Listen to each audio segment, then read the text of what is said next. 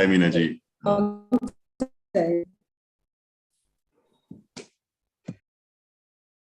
So let's get started.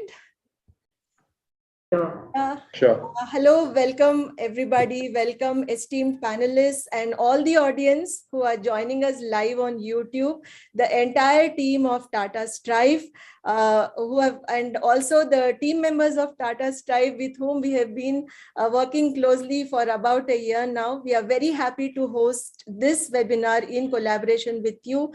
And the topic is so relevant and so timely that, we thought we should get started with a discussion to start with, and also few action points on some things which have been changing over the last few months. And there are some trends which are emerging, and also these trends mean a lot. In fact, some of them could be early disruptors, some of them could be game changers. We really don't know. So we thought, why not get started by inviting few panelists who are not only thought leaders, but also people who have been dedicatedly contributing to the skilling ecosystem in India.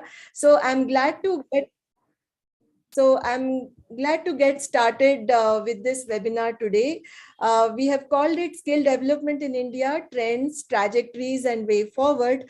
And the webinar is more like a discussion, a panel discussion, which would be followed by maybe a few points that we can, carry forward in terms of exploring how we can implement them, how they could be useful for us in exploring various topics. So before I introduce the speakers, I just want to thank Ms. Anita Rajan and the Tata Strive team for the collaboration and the partnership we've had with Tata Strive. We are very happy with this collaboration and partnership, ma'am, and thank you so much. And through this collaboration, we from NSN have benefited a lot by learning about the larger ecosystem, and that too with an organization which has been pioneering so many initiatives in skill development.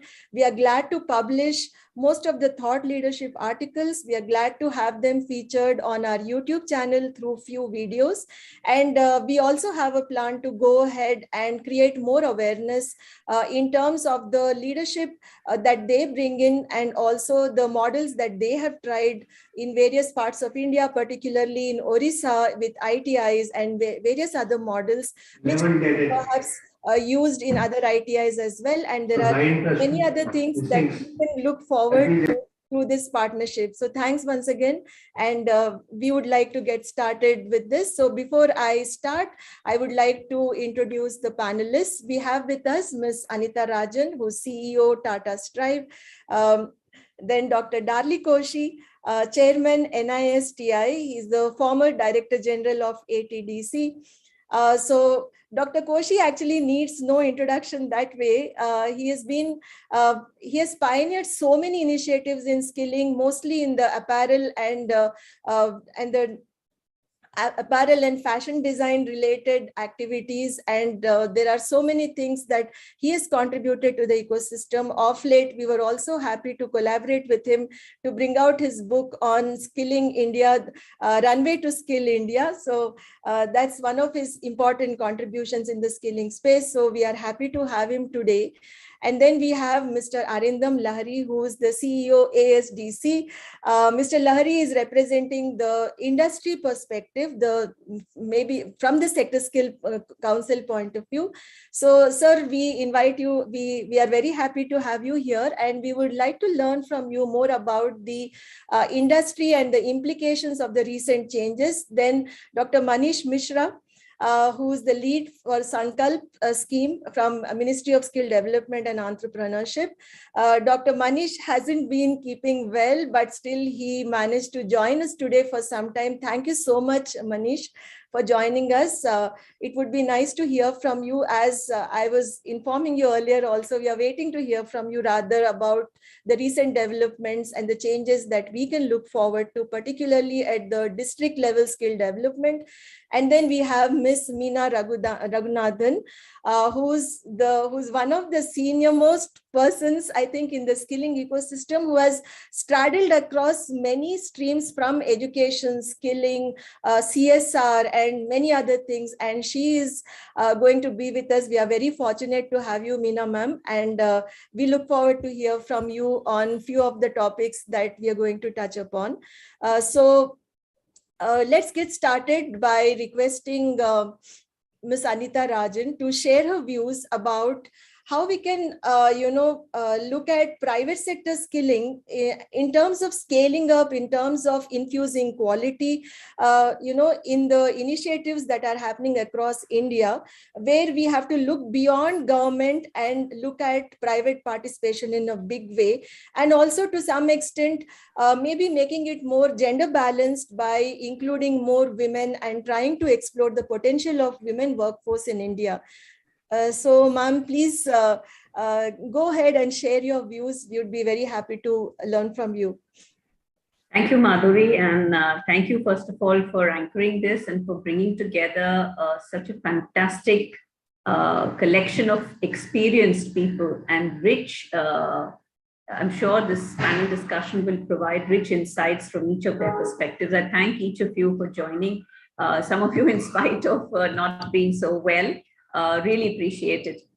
So thank you, Madhuri, for bringing us together. I speak on behalf, of course, of Tata Strive, on behalf of an organization that was formed as a response to the national challenge by the House of Tata, who long before the CSR law came into, became an act of Parliament, was dedicatedly working towards the benefit of the community. So we're very fortunate to be a part of this group where this comes naturally, and therefore Tata Strive was born out of this idea that can Tatas as a corporate do something that is significant in skill development. So it's also a big responsibility, I must add, when you carry the Tata brand, to do things the best possible way, the most efficient way, in the most ethical way, in the most sensitive way. So these are responsibilities we carry on our shoulders. And we are aware of them every day that we come to office or do our work, that there is a large responsibility. Having said that, I think this is also one of the most exciting areas that one can be working in today, simply because the challenge is so huge. It's complex. It has so many facets to it. It involves so many stakeholders that I don't know of any other more complex problem, social problem, socio-economic problem that any other country has ever had. It's unprecedented, and we don't have a reference point. We don't have a path that has been walked before that to emulate. So we have to create our own solutions, our own pathways. And as a private sector organization, I think all private, large corporates like the Tatas, Mahindras, and all the other good, wonderful work that is being done, it's not just the funds. I think it is a lot to do on the the kind of innovation, thought and innovation that is possible, because private corporates do have the advantage of having an open field. They're not bound by not held back by any other limitations. And therefore, they are able to experiment, try new ways, try new solutions, bring in new technologies. And I think that's what the private sector should be contributing to skill development, creating new models, because in India, we are so vast, there isn't just one size that fits all. So in Tata Strive, we have several models that work. Some work in the informal sector, some are in the area of entrepreneurship, where we give only financial support, collateral-free, zero questions asked support to young people and rural entrepreneurs, which we are pushing along with mentorship to get them kick-started.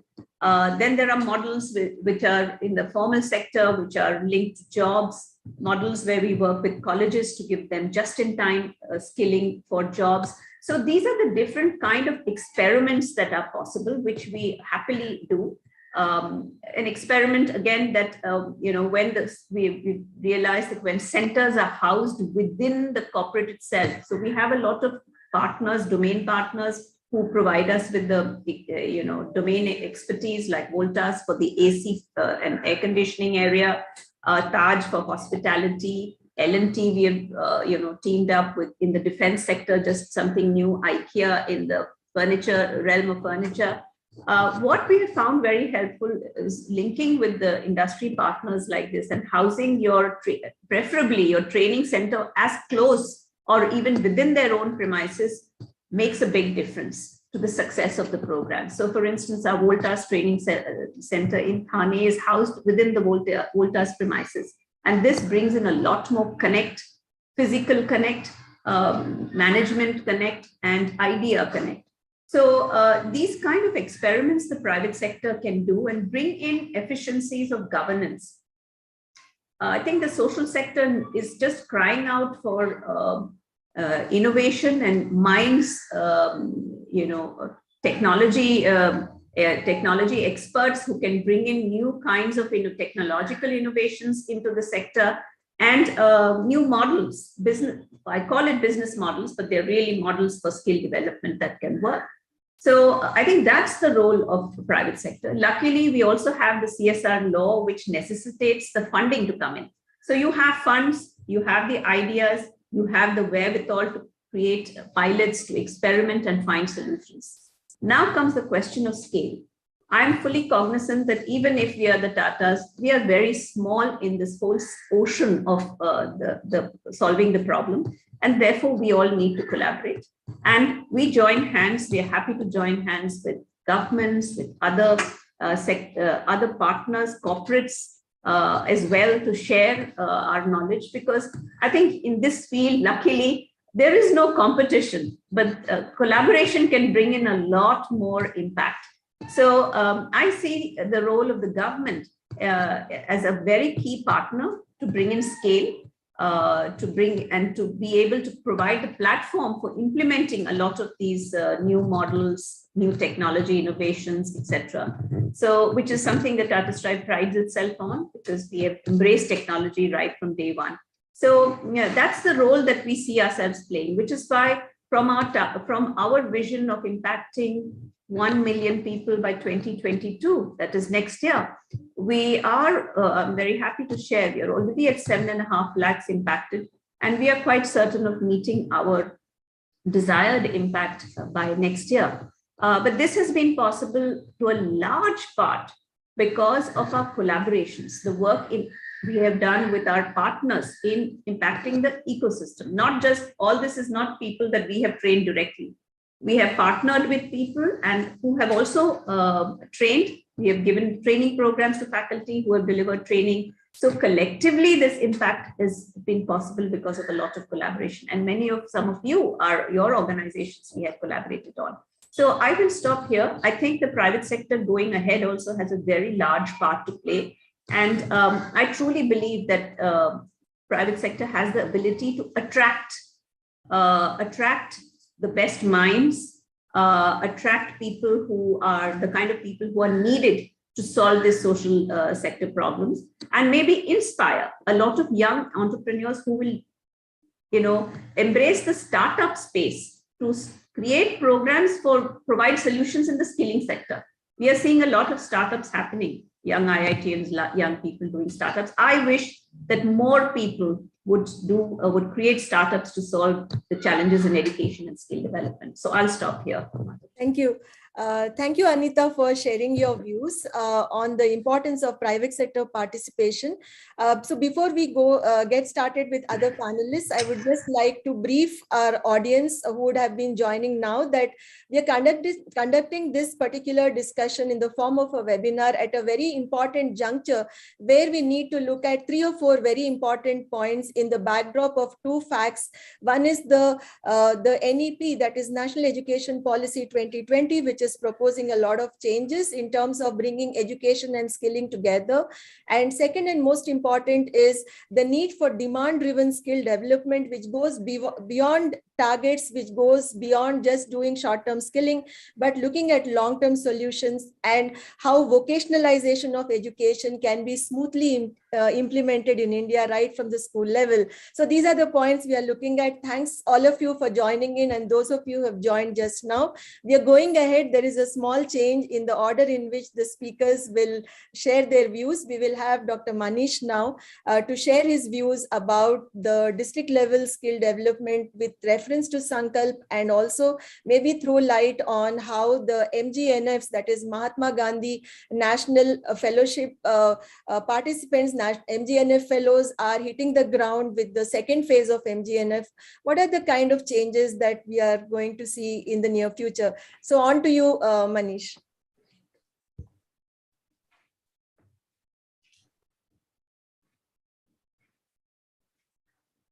Manish, please unmute yourself. Oh, I'm sorry, I was speaking muted. Thank you very much, Madhuri, and I completely echo what Ms. Rajan said in her initial address. Collaboration is the need of the hour, and we need a lot of innovation. We need a lot of experimentation of different kinds in order to solve social problems. And skill development and vocational education, I think, is a very important input as far as bringing about that kind of a social change and meeting some of the social objectives is concerned.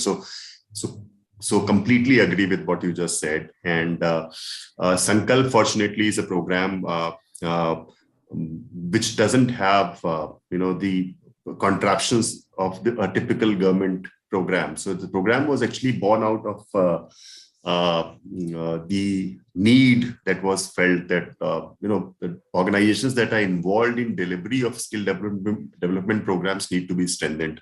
There has been a study in 2016 which World Bank actually used as the basis for creating this program, and came to the ministry, and together this program was put together. It was evident that the institutions that should have been involved right from the very beginning were actually not having the kind of capacity to run it, and since it was not being run the way it should have been run, the kind of outcomes that one was expecting from the skill development programs were not there. One actually sees layers of mismatches in who joins our skill development programs and what kind of stuff they want to do and what is offered to them. And then in terms of employment, what kind of employment they take up, then why they don't actually stay in the jobs for long, etc. So we actually identified a range of mismatches that were there. The right candidate, the right content, the right training program, the right institutions that were involved in the delivery, the right institutions that would have actually been entrusted with the responsibility of monitoring, evaluation, etc. So when Sankalp was launched, it actually is a program funded under Program for Results instrument of the World Bank, which actually looks at the outcomes.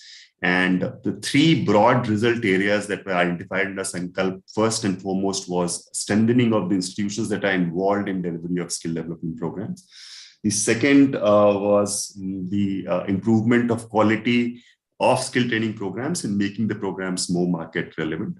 And third was to improve the access of the training programs to the marginalized. So these were three major objectives with which the program was started. Not as a result area, but as a subtext, there was another result area, which was about bringing in private sector participation to create projects jointly with the government. So that also remains till this date an important facet of the program. Coming to the district skill committees, so since we are in the business of strengthening the institutions, we thought, other than the state skill missions, which a lot of states actually started forming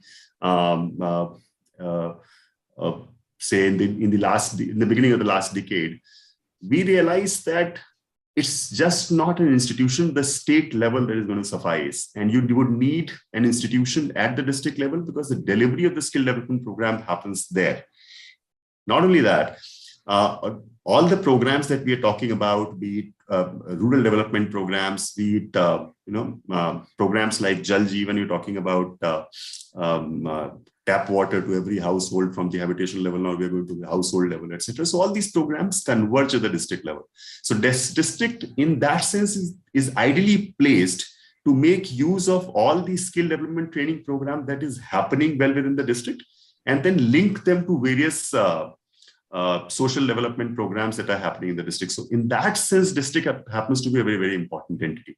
Not only that, on the input side, you by using district's machinery, you can probably identify the candidates better with their understanding of the communities better, with their officers being there, and with they working with a lot of institutions, their own institutions, as well as the outreach organizations, etc.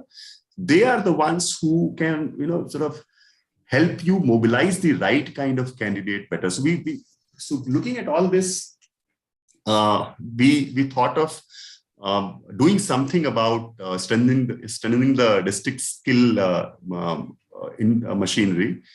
So prior to Sankalp coming into being, I think there were about 120 odd district skill committees that were formed.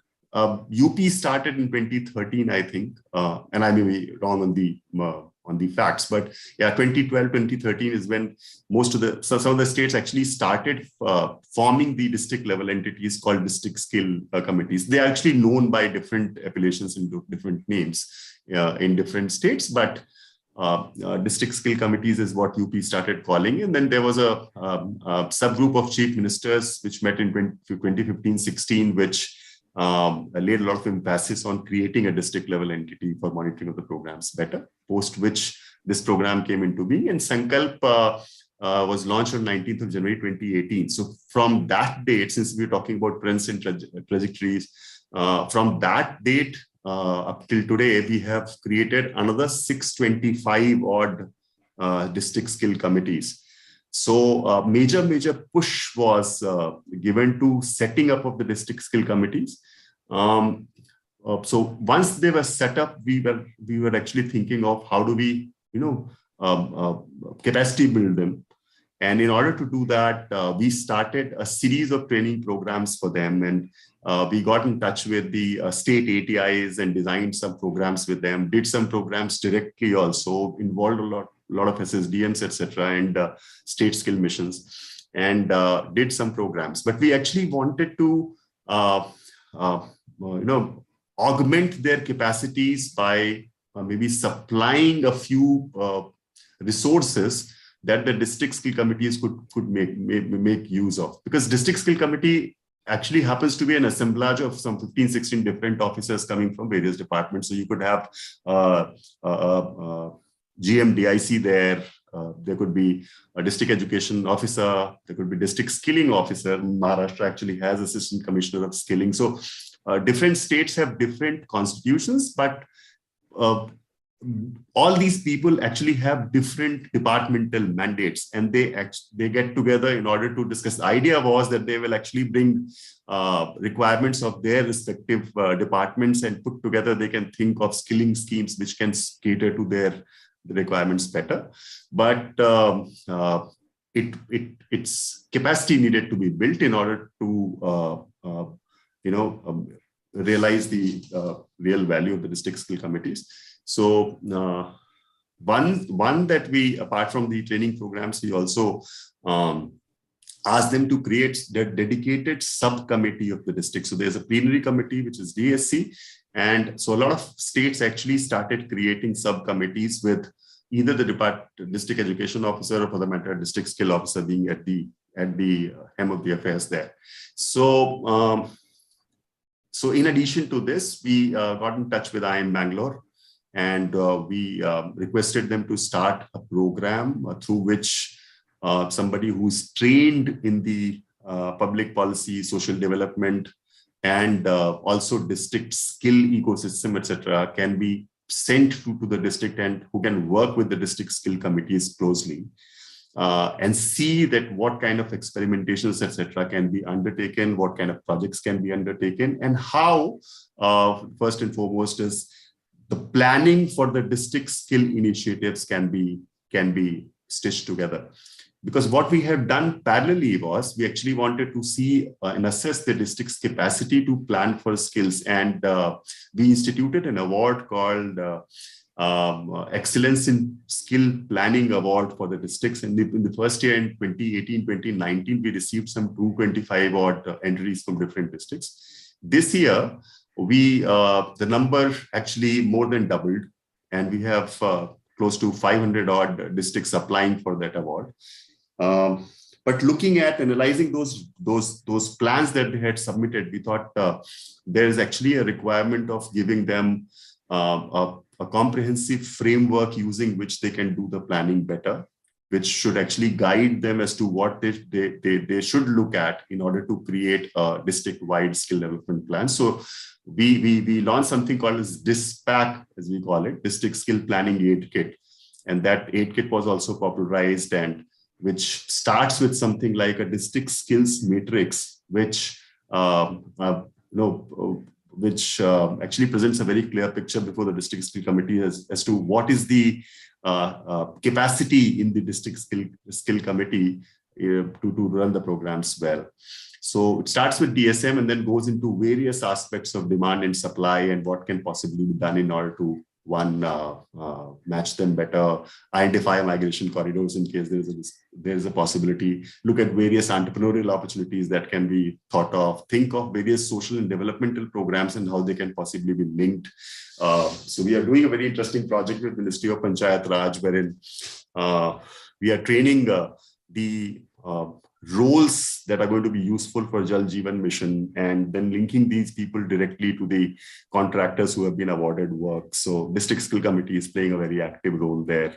So we see this whole rural area and the countryside as a huge opportunity, because services are going to go there, and all kinds of services, be it water, sanitation, hygiene, education, health. All these services are going to go. People increasingly are demanding quality services there as well, and their skill actually becomes a very, very important input. And that is where district skill committees and taking the whole skilling program to the GP level actually, in my understanding, be crucial. So I am Bangalore. With them, we started this Mahatma Gandhi National Fellowship in the last year, and we recruited about 75 odd fellows in the phase 1, and we implemented this pilot scheme in 6 states in as many districts, and we actually saw very encouraging results. The kind of plans that they were making, that quality actually improved significantly after the introduction of this Mahatma Gandhi National Fellow to the district skill ecosystem. So we decided to expand the program, and in phase 2, we have brought in 9 more IIMs to expand this program nationally. And now, as we talk, post their induction programs, every district now has a Mahatma Gandhi National Fellow, which works closely with the district skill committees, and currently they are working on the creating the district skill development plans.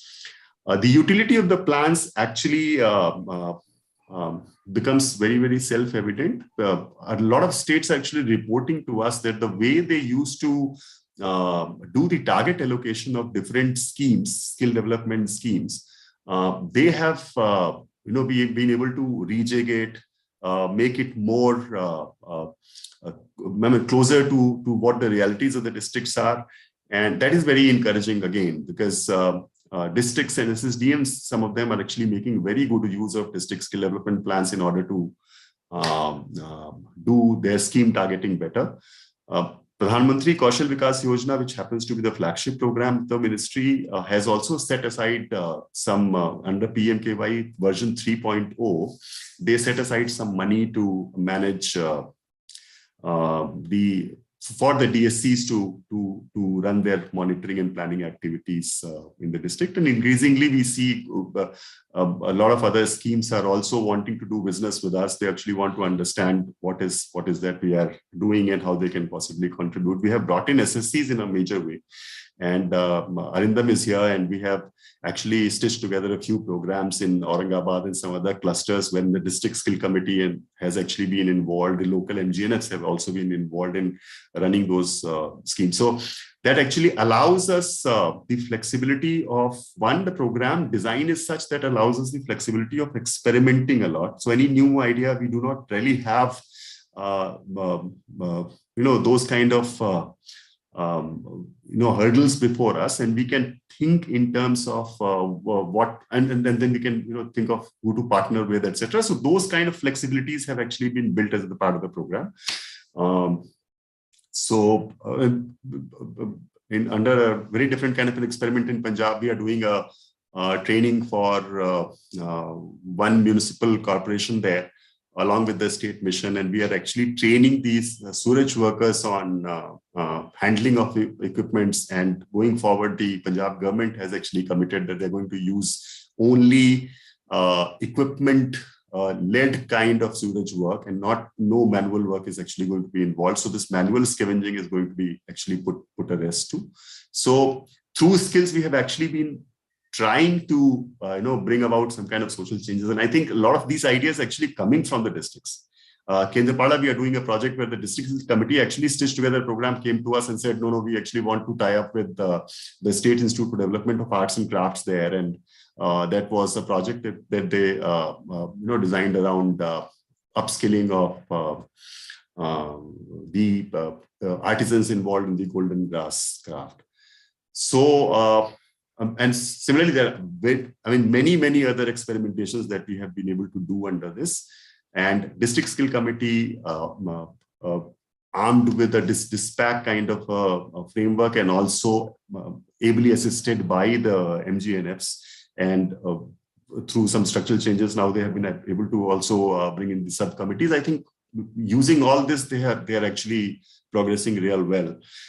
As far as the way forward is concerned, I feel in another 2 years' time, would actually be looking at a very different entity when you talk about district skill committees, which will be capable of not only designing, but also completely implementing skill development programs using their own resources. So that is what we hope, and that is what Sankalp program partly is dedicated to. Thank you.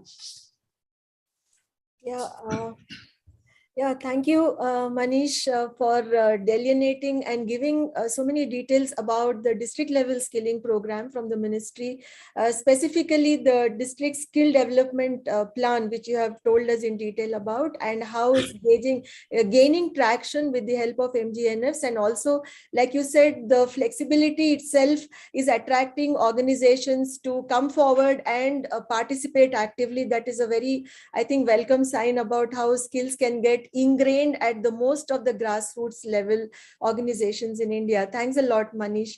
I think your talk was a follow-up, or rather a complementing part of what Ms. Anita Rajan had just spoken about, the private sector participation. I think now, continuing with this now, to carry forward the discussion that you you added the points, we will invite Dr. Darli Koshi to share his views on the basis of his vast experience in implementing successfully many skilling programs in the apparel and fashion design sector for rather informal kind of people, which were kind of formalized. I would say you have really shown us how the informal sector can be formalized through various measures. One of them is skilling and connecting them with employment, entrepreneurship, and various support systems. So please share your views on this and tell us about how we can make skilling aspirational for youth in the backdrop of the fact that there are changes happening at the policy level, there are changes happening with both the ministries coming and working closely now, and many other changes that we foresee in the ecosystem. Over to you, sir. Thank you, Dr. Mathuri. After listening to Anita ji and Dr. Manish, one feels that they have covered a broad canvas. One is about actually taking off from the you can say the 4.0 of skill development, which is government slowly handing over to the private sector more and more responsibility, which was originally envisaged through the Sector Skill Council. But I think now the corporates and others are really getting into the forefront of those programs, as we just heard from Anitha Rajan. And also Dr. Manish mentioned about the district level intervention. To my mind, there are some 748 districts in India, but there are more than 600,000 villages. And when you really look at planning of youth in India, you would be surprised, when you see the youth in different parts of India, that, their aspirations really vary, and they are really savvy, and they are digitally, now much more aware than in the past. So they're, the dealing with just district is still a large area in India. And maybe that there is a little more from top down to bottoms up approach. As it moves, there is a great deal of thinking required, that arrow to hit the right target. Now, Dr. Mathuri, you reminded me of the book, which was actually in December, I think 16th or 18th. The first pre-launch discussion took place with an array of very important people in the skill development and associated system. My book called Runway to Skilled India, and I acknowledge the contribution of an NSN and all the people associated. But what I wanted to say was that actually the book was released with the industry responses coming in a January roundtable, which had Mohandas Pai and Ajit Seth and many luminaries.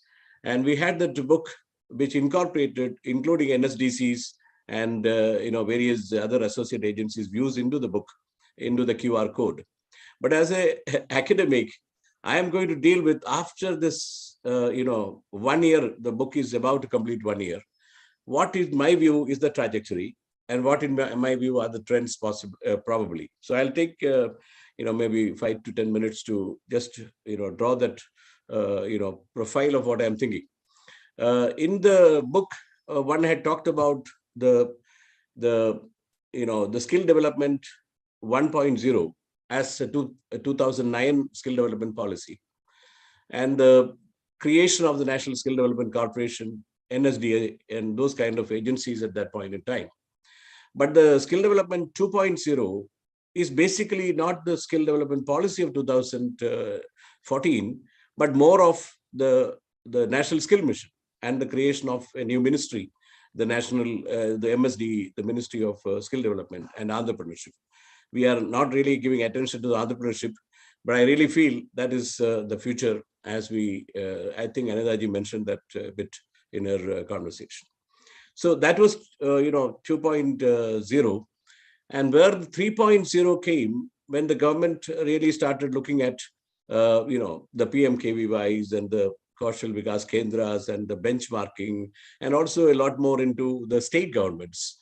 It just started, putting the arms extended to the states, which is originally the beneficiary for any skill development activity, because that is where the people are, ethnically oriented. The trainers need to have that local language flavor, and the context of employment in the habitat is also an equally important thing.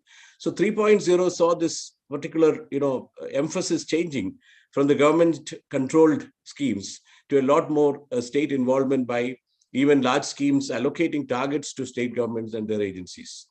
And the skill development 4.0 is related to the COVID, period, and the COVID-induced responses and the technology changes which are then coming into the forefront. So the skill development 4.0, I would say that, it has a variant. The skill development 4.0 has now a variant, which I would call as, the private sector, giving one more twist to the whole thing, from the state government through the Apprenticeship Act and various other formations that the government wants to do. They're trying to bring in more and more private sector, and the RPL and various other, formulations which the government is bringing to the forefront. So in this scenario, the trajectory of 4.0 will have to be seen evolving into 5.0, which is probably the hybrid mode of delivery and the kind of geographical spread of the country, where Punjab and Haryana, etc., will be probably farming and more agriculture and those kind of areas which are getting really modernized, to the northeast and east states, which are still supplying a large part of requirement of manpower to various states, including to my own home state in Kerala. People from Bengal and Orissa and in Tirupur, a large number of people are from these states.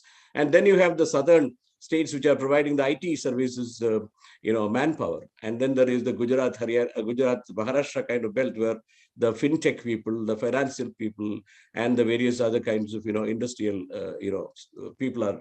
So in the broad geography of India, when you start looking at the district approach, you need to also see this geographical mismatch arises mainly because of the concentration of the kind of jobs which are available in some of these places. So Bangalore becomes a retail capital or a startup capital, and Gurgaon follows to some extent in startup formation.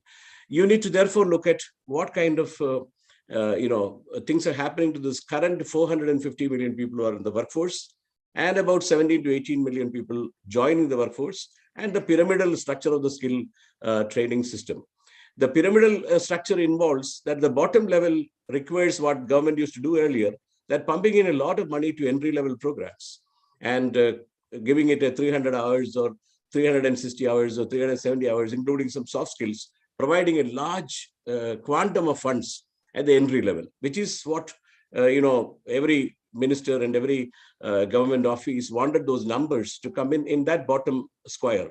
And the middle, there were skills converting into competencies more and more into really a kind of middle level in the service sector, and to some extent in manufacturing sector, where you really moved into a higher level of skill, higher order of skills.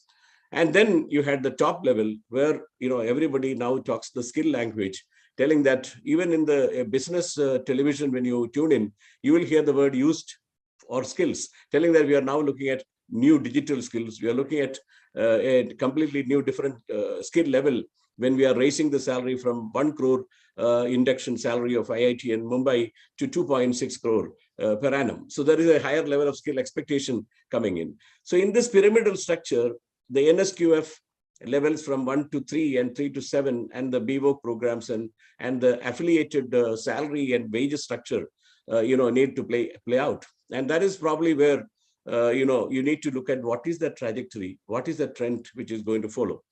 One thing undoubtedly is that the FICCI study, which we were part of this FICCI Skill Development Committee, and we knew intimately that report, which said that a large part of this will be skills which are not even existing today, and about 9% of the total employment will be in those kind of sectors. And then there will be another substantial with the reskilling, which you could probably use maybe 40-45%.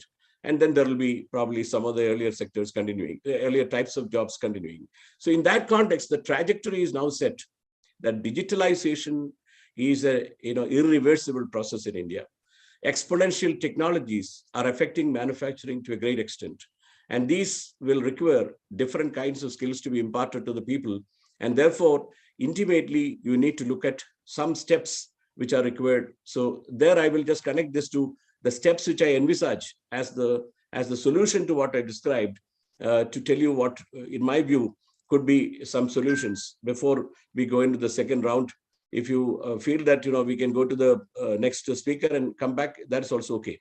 But just to sum up the argument is that the India's different departments led programs like the ISDS program or a Samarth Textile Ministry or rural ministries, DDGQI or NULM of Urban Ministry or of the minorities Ustad program. These programs had certain intent and certain backing by the certain stakeholders to push it. But the moment it goes into an overall umbrella, the intimacy of this targets and delivery need to be preserved. Otherwise, what happens is there is a scattering of these efforts, which then fall into very serious issues, because then you are not able to match what Dr. Manish mentioned about the number of mismatches, the geographical mismatch, technological mismatch, jobs not being there where people are there, like the state governments competing with each other to create new policies which will attract people. All these mismatches will become more and more aggravated if this cohesion of the central and the district skill level committees coordination is not well managed. And we cannot now close eyes on hybridization of skill training. The requirement of each QP being put into skill density and theoretical intensity, and coming out with the matrix which will provide a lot of funds of government being saved to offer a large part of the program still on online and digital mode, and rest of the physical training part of it, the transformation, to be offered on a real-time basis on the ground. So from a 12-month program of a DDGKY, you could actually be doing 8 to 9 months on digital mode and 3 or 4 months where they have to spend money on the hostel and food. So there is a complete reorientation of this packages now being the COVID-induced responses which are required, and the changes which are technologically now irreversible. So these two will be the stopping point at this. And when we come to the second round, I'll tell you the steps which I foresee as the solutions to go forward. Thank you. Yeah, thank you, sir, for putting it in such a nice and simple manner. I think you covered the entire trajectory, as you said, various milestones you touched upon in the journey of skill development initiatives, especially for the last 12 years or so, with important landmarks.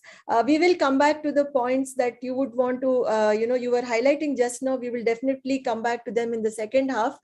For those of you who are joining us now, we are halfway through the discussion, a very enlightening discussion with seniors we have invited as panelists who have spent several years in the skilling ecosystem, and they are here to share their views, their perspectives, and what they wish to see as we go ahead with several changes that are happening in the skilling ecosystem in India.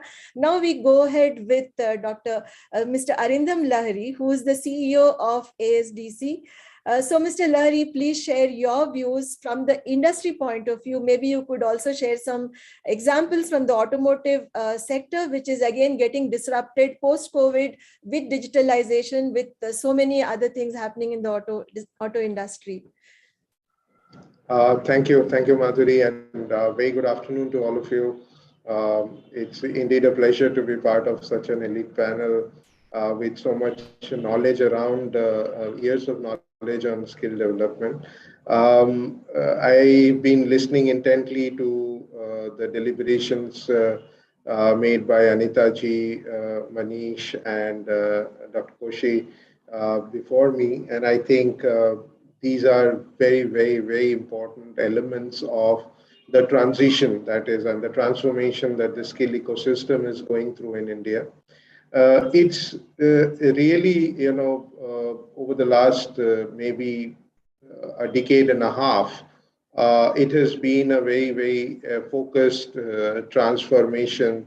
And I think Dr. Koshi nicely put the various stages, skilling 1.0, 2.0, and so on. So there has been so many different twists and turns, and I think that's very good for any ecosystem to develop, because the world keeps changing and we can't keep following the same pattern or the same principles all through. And therefore, and I think one of the big issues of the skilling that we all talk about, that the ITIs, which were set up with a very, very, right intent immediately post-independence, somewhere lost the way, largely probably because they did not have the various versions and changes and the twist. And if that would have happened, it would have been a very different story for India, maybe. No point in discussing that. Let's look forward. In terms of an industry, I think I definitely come from an industry which has always been very committed to skill development, irrespective of how the country's own skill ecosystem develops, because it needs a very constant supply of skilled manpower, and that skill is also constantly changing because of the changes in technology. So right from the early days of the Indian automotive industry, when Maruti entered, and we were still kind of producing vehicles which were quite a few generations behind as far as the global standards were concerned. Today, we are at par with whatever is available globally is also available in India as far as this industry is concerned, which definitely means that the manpower who works in this particular industry will have to be skilled at the same global level, as global expertise level, which is available elsewhere in all the other countries where such vehicles are being produced, whether it's in the US, Europe, or some of the East Asian countries like Japan, Korea, China, etc. So the Indian workforce had to be skilled up, and in order for these organizations to survive and deliver the goods that they had to deliver. Um, the current trend is something which is very encouraging, where I think the government ecosystem of skilling and the industry ecosystem of skilling are being more aligned in terms of more involvement of the industry into the whole process. And as a sector skill council, I think that's the key role that we play in terms of bridging that gap effectively, in terms of getting the confidence of the industry to be able to provide them that platform that they will have the right kind of a supply of skilled manpower into the system as per their requirement. And at the same time, the government bodies at the same time do need the confidence that yes, what is being trained and what is being delivered actually has an outcome that impacts the industry, which can lead to value addition in the entire skill ecosystem. So value addition becomes very, very critical in terms of how we measure what we have done in a particular skill ecosystem. Couple of examples that I would like to talk about in the context of the various initiatives that has been spoken about. One of the initiatives that Manish just spoke about in our intervention in Aurangabad under Sankalp, I think touches upon a very critical element of the whole skill training system, which is the training of trainers. And somehow we kind of always assume that if we set up a skill training institute, put in a lot of equipments, and curriculum content, everything will be delivered as we had anticipated. But lo and behold, that doesn't necessarily happen, because the kind of manpower we engage in terms of delivering it to the final beneficiary, which is the candidate, does not get the right kind of input because of the kind of manpower that we engage as trainers in the skill ecosystem. We must remember, I mean, I come from also a long background in the education space, and we keep telling that, it's one of the most challenging subjects to get teachers on is accountancy, for instance, because the best of the CAs would never prefer to become a teacher or a trainer. Similarly, in very industrial applications where the industry is doing very well, it's indeed very challenging to get good quality manpower automatically attracted to coming into a training ecosystem. So therefore, you're looking at people who are at a suboptimal level, who are probably not getting the right kind of opportunity in the industry directly themselves and want to explore the area of training. You need to equip them, arm them, and motivate them to become, and some of them can actually have a potential to become the best of the trainers. And that's exactly the kind of experiment that we're doing in Aurangabad, where we are bringing in the industry cluster, which is allowing their facilities, their member companies to expose the trainers into on-the-job training, and also bring in international expertise in the form of the German dual system support in terms of how they do their training of trainers. And we're getting excellent results in terms of doing that. And we're looking at more clusters where we would want to do such a thing, because if we are able to get the best of these people as trainers into the ecosystem, I think a lot of our ground level challenges in terms of the quality of training and the outcome that we get out of skill training will be resolved. The other big piece is, of course, the geographical imbalance of the skill gap. And we do keep talking now about the district skill committees and the Mahatma Gandhi Rural Fellowship Program, where I think it's an amazing initiative to engage young minds. Not only are they going to support the district skill committee in the short run, but I think long run, these are a set of cadres or professionals that are being developed to serve the larger skill ecosystem. The youngsters otherwise do not get into skill training ecosystem by choice. But when they are getting a route to come into this system through a pathway through IIMs, I think, and myself coming in from an IIM background, I can tell you that there is so much importance that people do attach in terms of getting through this route into the ecosystem. And I have interacted with quite a few of these fellows at IIM Bangalore, and also do meet quite a few who are working on districts where we are trying to work with them on some specific projects. I think they're full of ideas and enthusiasm and that passion. And at the end of the day, a lot of this is very much an integral part of what makes skilling a success. If we have to replicate the kind of efforts Dr. Koshi has made in one sector, I think we need to have a Dr. Koshi in every sector to be able to, make it work with that kind of a passion and zeal and single-minded focus. And therefore, I think the country will benefit at large with such initiatives.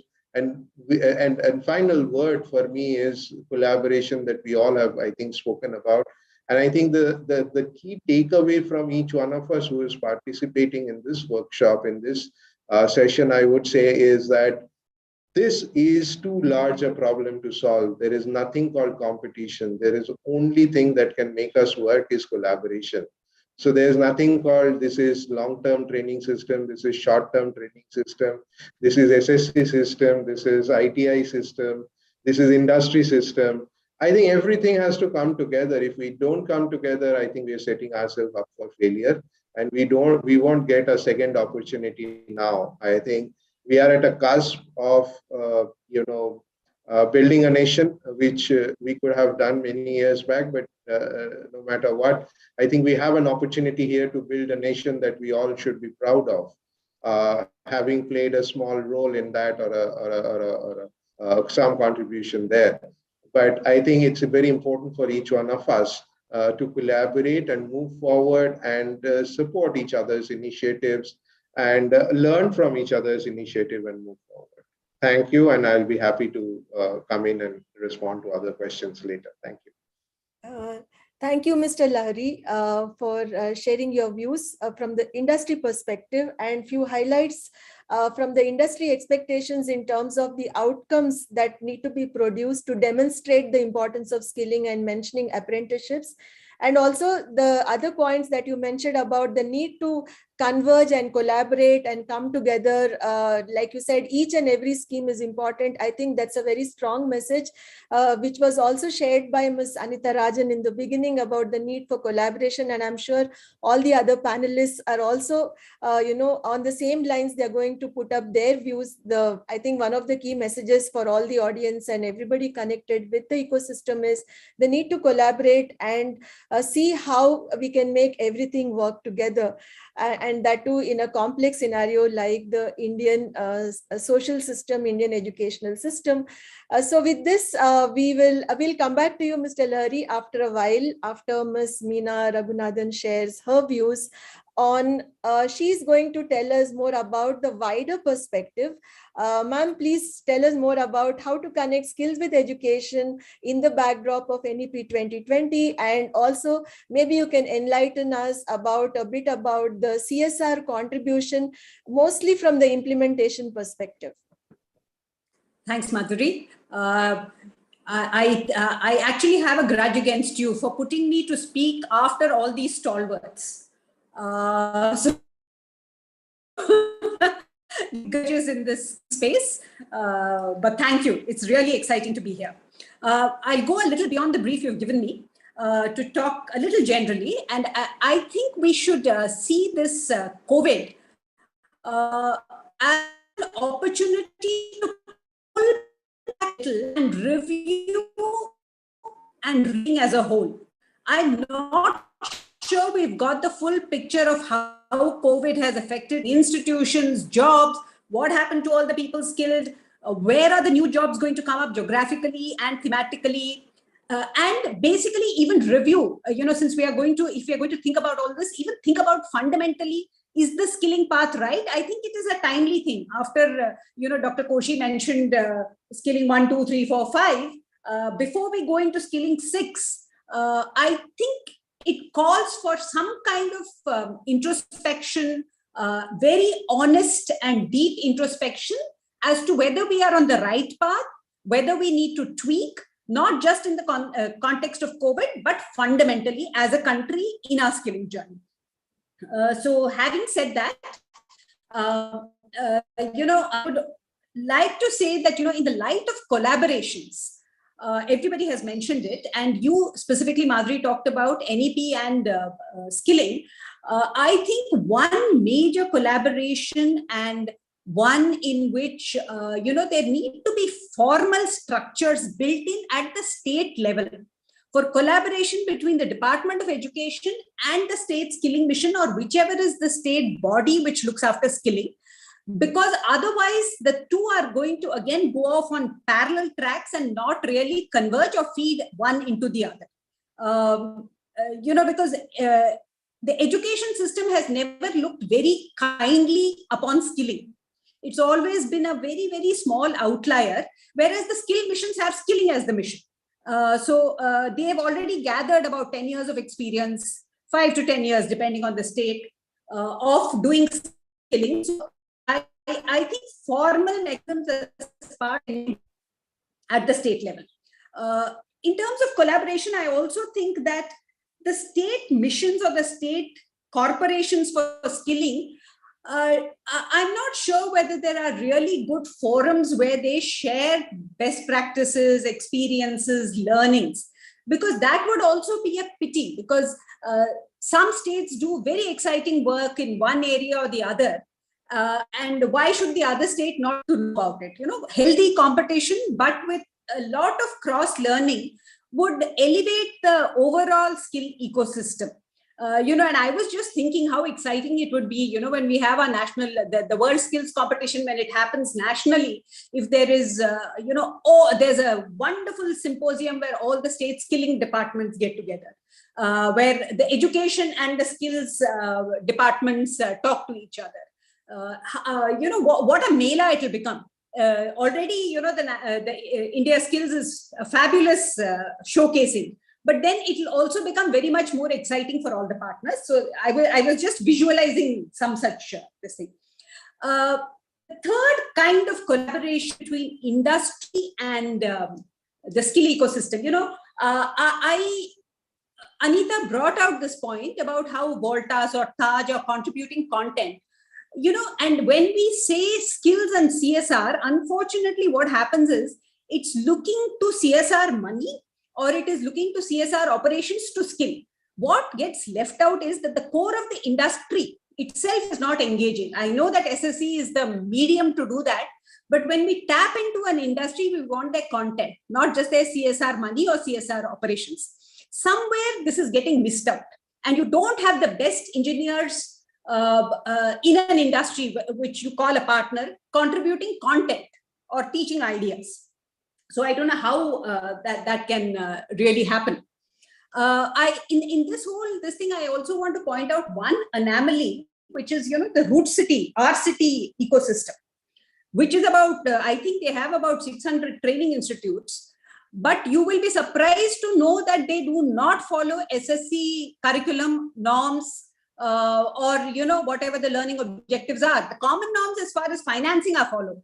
But they turn out about 6 to 10 lakhs of trainees a year, but their whole curriculum pattern is completely different. And, we have tried at a very small level, because we were involved in some of them, to try to change the system, but it's a kind of black hole over there. So there are two systems here which are not talking to each other when we are talking about this thing. I also think we have to refocus on apprenticeship. The government has come out with very good schemes, but unfortunately, industry is still sensitized. about the potential even for themselves for this. And I think I'm not able to understand what the missing link is, but something has to be done. I also think that, skill universities, some of them are doing interesting experiments, but there are other states or other entities which talk about about putting up skill universities without really being clear what is the purpose of a skill university, what is it supposed to do in the ecosystem. And I think this is very important, again, before lots more people put it up without really knowing what it is, to kind of intellectually crystallize a framework for these. And, technology, Dr. Koshi talked about now using technology that becomes the baseline for blended courses. I've also always thought that like a electronic skill card, which a person carries, which says, I have done level 4. When he does level 5, his whole skill record is captured in that card, which any employer can swipe and he knows. For instance, if you take a loan in some point where you take a loan for a higher skill, maybe that can also be tracked so that the employer knows he has to pay back. So I think as a technological advanced nation, we should, it's like a skill passport. People have talked about it in various terminologies, but it hasn't really happened. And I think it is crying out to be done. And I have always, a pet peeve. I think the government has to create a pull environment for skills. We are only talking about push. You're calling it demand driven, but government should legislate. When a contractor comes on board, he must have, to begin with, say 10% certified, skill certified people. Make it 20% in 3 years. Make it 30%. That becomes like an incentive for employers to take on skilled people. So I think that is very important to look at the pull factor. Even when they advertise, they still say, why in terms of NSQF level, what they want. So, we were supposed to have converged education and skills through the, articulation of skills and competencies through the NSQF framework, but it hasn't happened. So, these are some of the things. And I think the other missing piece is SMEs. They really have to come much more into the skill conversation than is happening today. When we say industry, sometimes we look at CSR, big industries, this, that, but SMEs are the employers, are the largest potential employers for skilled people at the lower levels. And I think they are not big enough into this conversation as they should be. So for this round, Madhuri, I'll just stop. Okay, thank you, ma'am, for sharing the entire, I would say you have kind of put together many issues that are there which we need to look upon. And most of these are things which are kind of high priority, like mostly at the implementation, I would say, because whatever narrative or whatever discussion happens around skilling, first sentence that comes from people is that, okay, all that is great, but how does it work? How do we implement? See, there is nothing like a very short-term, immediate, quick fix kind of a solution for implementing. We all know that it's going to take ages, and we are just trying to start small, and then it has to continue. The journey has to continue. So with that note, I would like to quickly summarize the discussion so far, and then go to the next part where we are requesting our panelists to share a few very important, solid action points which can be taken forward. And for our audience, I think these action points could be some guidelines for you, or it might help you in getting in touch with our panelists if you need to connect with them, if you need to connect with Tata Strive, for example, if you want to see what kind of partnership models they have, would you want to explore any of the partnerships, or you want to take some guidance from them, let's say, for example, for ensuring quality in your skilling, or you want to see how you can scale up if you are a small training organization. I think this can be the avenue for you to get some points, get some tips, or get some important benchmarks that they have set in the skilling ecosystem so far. So let's move on to the next part, where we have about 10 to 15 minutes, because after that for 5 minutes we'll take few questions which are coming on YouTube live. So in the next 10 to 15 minutes, let's go ahead and ask our panelists what would be 2 or 3 very important solid action points that we need to look at as we introspect, as we try to make some course correction, or as we try to look forward? Starting with Ms. Anita Rajan. Thank you, Madhuri. So I'll just be very crisp. I think one of the, if I have to, 3 demands or 3 wish lists for skilling, I would say that if we can bring children and students, youth and industry closer directly through the educational mechanism, that would be through internships and apprenticeships. I think somewhere there should be a mandate. All colleges must necessarily have, internships and apprenticeship programs as a mandated part of their graduation. That's number one. Second thing I would say is plug this, transform our education, because we're addressing a problem of skills because the education system up to high school has failed us. So integrating vocational and, working with your hands, bringing in a diverse teaching mechanisms, all of these, and integrating, practical skills into education system will prime people and will come out with the right attitude and aptitude towards taking up any of the skilling programs with no negative perceptions. So I think that needs to be done right from the start. So I would say the vocationalization of education, the skilling of bringing skills right into the education system from primary, secondary, and middle school would be the second ask. And the third ask is to solve the current issue of skilling. I think we need to look at very innovative financial models, whether they're social impact bonds, whether they're government funding, but in more innovative ways. So I think that looking at how to sustain, and even eventually going to a place where students will actually pay for their own skilling, so that they come with the right attitude, that there are no free lunches here. I think eventually we need to get there, but may not be the right moment now. So I think these are my 3 points. Internships and apprenticeship, plug and transform education right in the beginning. And the third is sustainable funding models to sustain what we're doing today. Thank you, Ms. Rajan. Dr. Manish, are you there? Yes. Yeah. So maybe you can join us if you're feeling okay.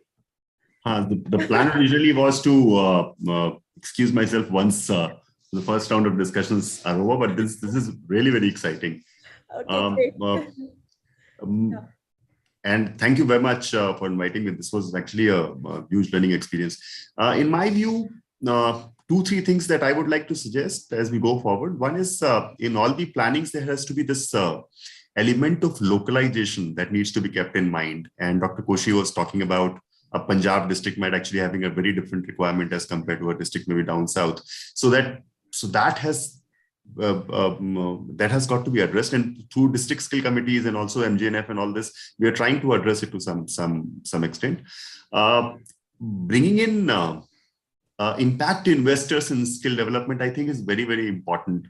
NSDC recently launched an impact fund of $100 million with BAT and a couple of other players. I think those kind of things would foster innovation and also bring in a lot of accountability in this space. So that is very, very important again. Government's funding should actually, as Ms. Rajan was saying, I think it's important that government actually invests in a manner wherein it leverages the ecosystem in a fashion where the impacts can be, and the impact and outcomes can be maximized. So just doing a paying fee for all those who actually are desirous of getting a skill training program, I think that one needs to move away from. Government needs to play a very strong role of enabler. It should actually do more. So what we are doing through district skill committees, etc., we're actually trying to open up space for private sector to come in, and then a lot of decision making can actually happen at the local level itself. So that opens up the space for the private sector to come in, allow the private sector to come up with the innovative ideas, also their spirit to experiment and create knowledge products around skilling, etc., can all happen provided the government going forward plays this role of enablement more. And using technology, I think leveraging technology is something that needs to be really thought about. The verification of trust, there's a cost attached to it. There's information asymmetry that one needs to address. All of this actually requires, I don't know whether the platform is something, but the technology actually has got to be leveraged in a manner in which it is easy for people to transact, both employer, employee, and also any other service providers who actually want to contribute and offer their services to the skill ecosystem. It should be easy, easy for everybody to participate in the ecosystem. I will stop there. Thank you. Thank you, Dr. Manish. Now, Dr. Koshi, you've already shared few points, but then I would like you to pick up the most important ones from the ones you had shared earlier. Yeah, what I wanted to say is that many people consider the skill development as a separate pillar. In fact, I sit in one of the committees where the argument was to treat it as a separate pillar. But I would like to take in this forum, since I am now not attached to any organization, I can be a little more freer in my thinking. Actually, the skill development is not a pillar. It is it's the roof on the primary, secondary, higher professional technical education pillars. The entire over roof is the skill. Because the sum total of the skills is the value addition, as which Arindan mentioned, is the key to increasing your GDP. And that is actually the question when more and more women, we shift from this 400:50 proportion to women being larger in number into our scheme of things. Our GDP will start leaping forward. The problem is that our labor participation ratio swings between 47 to 48%, which shows that more than half of the working or desiring to work population is not really active in the economy. And that is where the women's coming forward in skill development, special courses, reservation for women in the apparel sector, tourism and hospitality, and some of the other sectors could be a very useful one step forward. The second point which I wanted to say is that when 2009, the total formally skilled trained people in the country was about 2%. And by 2019, it rose to about 4.8, 4.9%. And as we now go into post-COVID realization and re-look at this entire strategy, we need to think about a real quantum leap in terms of reskilling, upskilling, and new skilling, which is what I called as RUN in my book called The Runway to Skilled India. RUN is standing for reskilling, upskilling, and new skilling.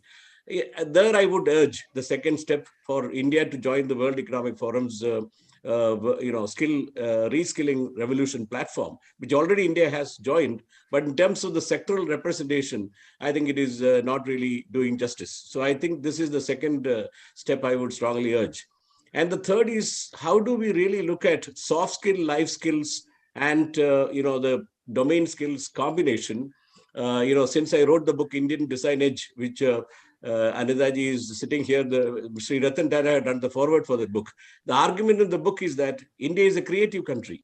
Unlike China, which is a factory to the world, where they just obey the rules and do what they are asked to do, India is even a supervisor or a cutter or a tailor has so much of creativity. So if you can combine India's skill training with creativity through T-shaped skill training, then everything changes, because your domain may become irrelevant, but the creativity remains and the person will find opportunities to fend for themselves. So this is the third point which I wanted to say. Fourth is the cluster. A cluster is a classic instrument used by UNDP, UN, all the World Bank, several organizations. But for some or other, India has more than 6,000 handicrafts and handloom clusters, about 1,200 to 1,400 other new manufacturing clusters, several mega textile parks.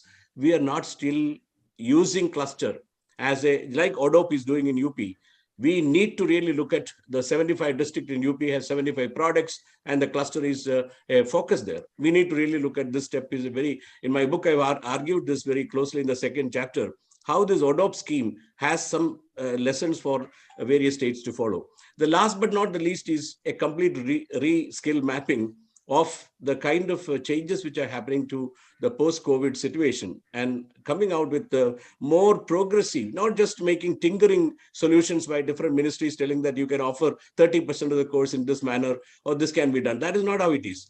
it's like telling that digital revolution is about offering a website. That is not how it is. Digital architecture is a huge architecture. Start from a very basic level to going up to very complex areas. So that is where I think, digitalization, hybridization, and reaching more people through the use of technology becomes a completely different game. Just like the people who are stuck with the retail in physical format suffered a lot when the things changed to online aggregators and marketplaces and online trading and all those kind of things. Just like we are afraid of Bitcoin, which is mathematics. So if you want to ban mathematics, it's like banning cryptocurrency. So we need to really look at the skills being kept in this kind of a hoarded approach by which somebody specific will have to. It is a ubiquitous thing.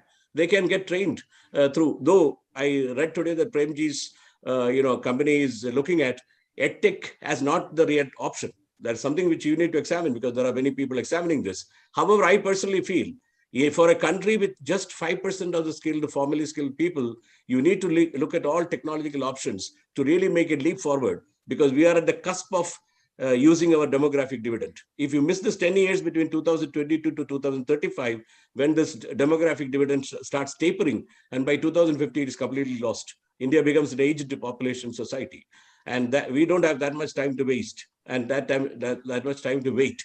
And therefore, I would urge the last step to be looking at completely a new paradigm in terms of training system. I think Meenaji mentioned this point, and I am so happy to see her passion and her energy still remains the same as I met her some 25 years ago. So thank you very much. And she mentioned she was the last one to speak, but I feel the first word and the last word belong to all of you. Madhuri-ji, Anita-ji, and Meenaji. We are only listening and trying to collaborate with you, madam. Thank you. Thank you so much, sir, for the passionate sharing of the points, as you have always done in so many forums. We are so glad to hear you and get your points. Now over to Mr. Arindam Lahari for 3 important points which are actionable and which could be good takeaways for all the audience and us. Thank you. And I think a lot of very critical points have already been brought out. Just wanted to add a couple of more to that list. One surely would be, a focus on inclusion while we are doing the various skilling programs. And inclusion is not only one-dimensional in terms of gender, but in terms of, various other kind of special groups, I would say, who would need certain attention and who could actually be much better in terms of, people who are able to deliver skilled as a skilled workforce in the industry. So somehow I think very few industry organizations in our country has been open to this because the whole cookie cutter template kind of model has kind of restricted the thinking. And I think a lot of startups, I work with a content startup whose entire workforce is like a skill-trained batch of people who come from, the first person actually came from his mate's family. And then they got into that network, and people whose parents are at a menial job worker level, domestic worker level, their kids are today producing content which are being funded by various initiatives like Google and Khan Academy and stuff like that. So I feel that it's the skill which has made this transformation possible, and the intent of one entrepreneur mind who's thought that I will not go the conventional way of going to engineering colleges and hiring candidates, but I'll bring in these people one by one and train them and then make them work as part of my organization. But these are small examples, but I think these are very critical examples. The second piece that I want to talk about is essentially about, keeping the skill learning from an international perspective. A lot of things that we do in this country, we keep saying that, oh, this only can work in India. There is nothing like it. Actually, if it can work in India, it has to work in many parts of the country. And in terms of skilled manpower, I think when we are producing these people, as a skilled workforce, a fantastic opportunity for them as a career pathway is to be providing the skill gaps that are there in many countries. And today we are probably targeting only the low end, but at the high end also. And if I look at the entire IT story for India, for example, it has been the Indian, ecosystem that has triggered all of what has happened, what is happening today. It did not happen today, but it had happened maybe 25, 30 years back when the NIITs of the world started training people in computer coding or programming, when it was quite a fancy at that point in time. So today, I think we need to focus on areas like R&D, etc., which we don't keep talking about. Research, design. I think when we talk about innovation and just what we just spoke about in terms of creativity, Dr. Koshi just spoke about creativity. The creative mind is best suited for research and design. And if you look at an automotive example, for instance, fortunately, unfortunately, if you see the best designed cars, the safest designed cars in today's context in the Indian system are the Tatas and the Mahindras, with all the global players being in this same market. So I would say that, let this Indian mind be fueled for higher order job. Let them not get stuck at coding or a retail shop assistant and stuff like that. I think we have to believe in the power of these youngsters who will, if we give them the right environment, I think they can conquer the world. Thank you. Thank you, Mr. Arindam Lahari, for sharing these points, and also the inspiring example that you gave us about this entrepreneur who is helping people, from underprivileged or challenging background to take up, a profession which can give them a career and also a source of sustainable livelihood through content creation. That's really inspiring. And also the other ideas that you shared in terms of how we can act upon some of the ideas that we discussed earlier. Now, Meena ma'am, can you please share your points? And also, like we say, although you're speaking in the end, but then I think whatever you say will be the message we all will carry with us for longer. Yeah. Thank you, Madhuri. Thank you. It's just taking off from what I previously said. I think 4 action points for 4 target groups. Target group number 1, government, please mandate minimum quotas for skill certified people for every contract that you give out. Have the guts to do that. To industry, please take apprenticeship and RPL seriously. Take your content contribution into the skilling ecosystem. Number 3, multi-stakeholder. Let's all get together and rethink and revamp for a post-COVID skilling world to cater to what Dr. Darli Koshi mentioned, the short gap that we have to go back to the drawing board. Let us have the courage to admit it. And the 4th and final, to the skilling ecosystem.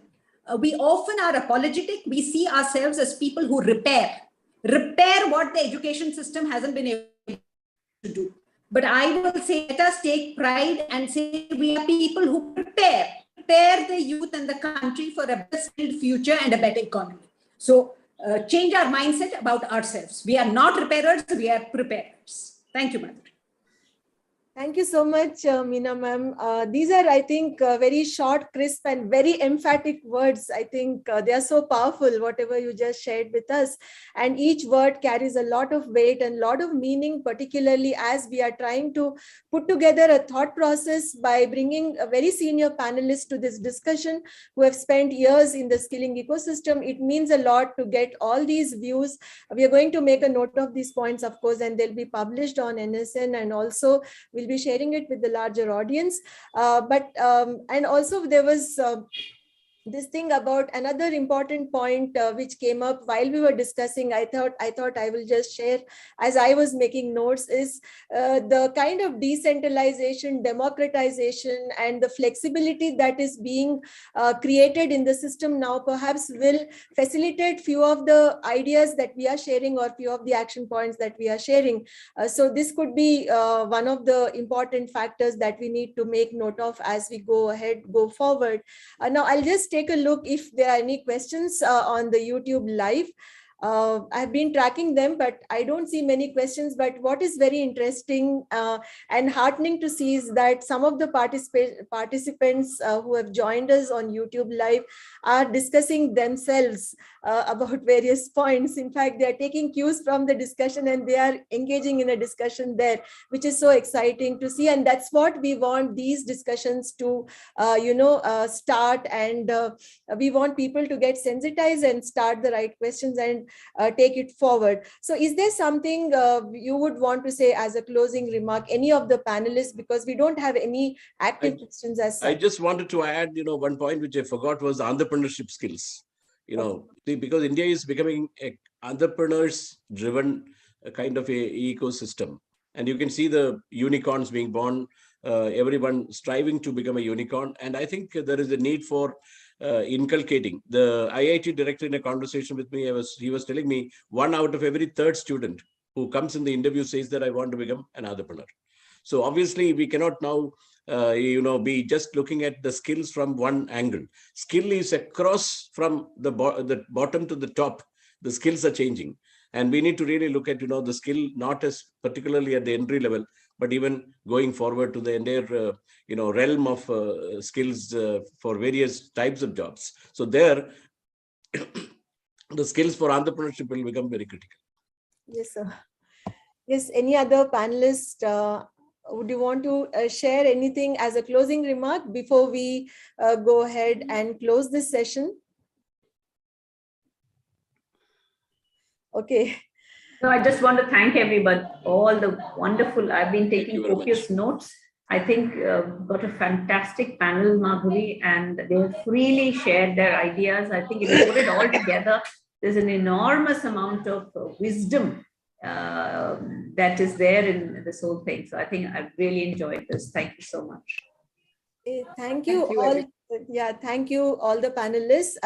Dr. Manish and Dr. Koshi, thank you so much for being a part of this in spite of the tough time you're having with cough, cold, etc. We must tell Anitaji that we will strive harder. We shall all strive harder. Goodbye. Yeah. Thank you. So on that note, yes, we all are going to kind of take a pledge that we are going to strive harder, and we will continue our discussions and come up with more action points as we go along, hopefully with in collaboration with Tata Strive. And I also take this opportunity to thank all the team members who made it possible. Team members from Tata Strive, Ameya, Sharda, Sumit, then Shiladitya, then Tony and Bijita, of course, with whom we have been very actively working on this. And then my NSN team members, our team, Sahitya, Pratyusha, Madhu, Rajesh, Pranati, and Ajay. So all of us kind of put this effort together. Thanks once again. And we look forward to be in touch with you. Thank you, lovely audience, all of you. Our clap to you and to the whole team. Thank you. Thank you. Thank you. Thank you all.